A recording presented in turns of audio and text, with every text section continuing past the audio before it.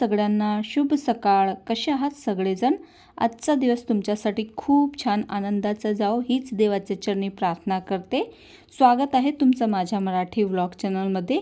तर आजच्या दिवसाची म्हणजे व्हिडिओची सुरुवात मी कपडे धुण्यापासूनच करत आहे. मशीन तर आहे घरामध्ये, पण काही कपडे असे असतात ज्याचे कलर एकमेकांना लागू शकतात आणि मग दुसरेही कपडे त्यासोबत खराब होतात. म्हणून काही कपडे आपल्याला हातानेच वॉश करावे लागतात. त्यासाठी मुलांचे 2-4 टी-शर्ट होते, माझा ड्रेसही होता ज्याचा कलर एक दुसऱ्याला लागू शकतो, म्हणून मी हातानेच आज वॉश करून घेतले.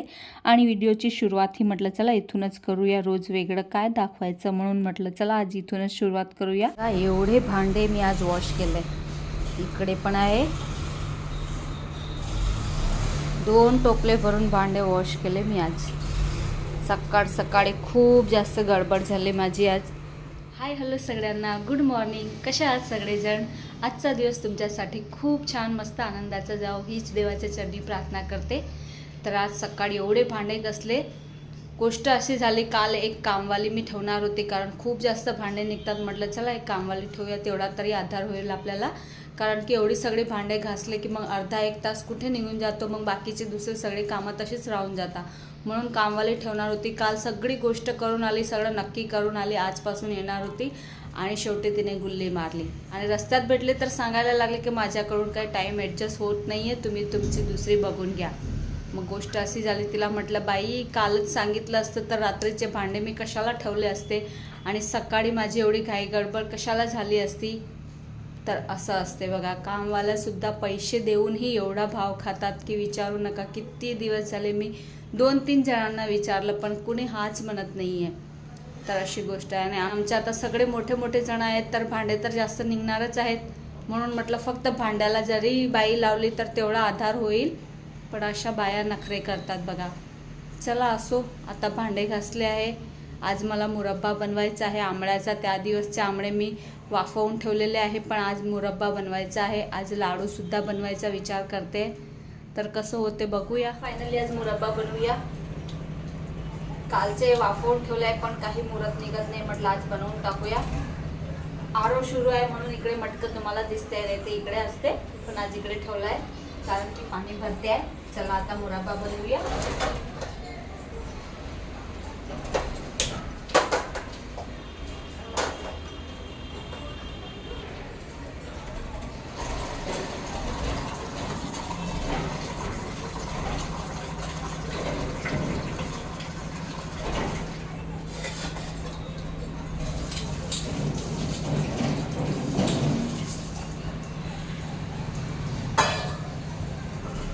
सगळे आवळे याच्यामध्ये टाकायचे.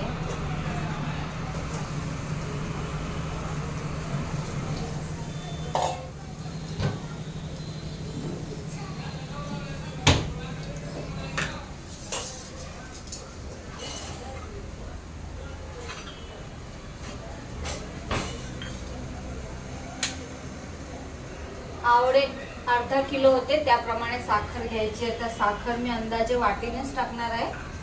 मोजून जरी टाकली तरी तुम्ही 400 ग्राम टाकली.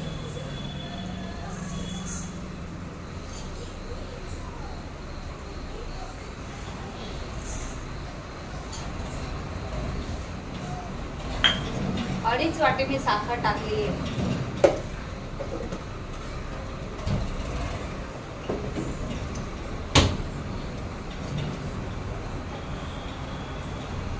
अगदी थोडंसं पाणी टाकायचंय, अगदी 1 ते 2 चमचे.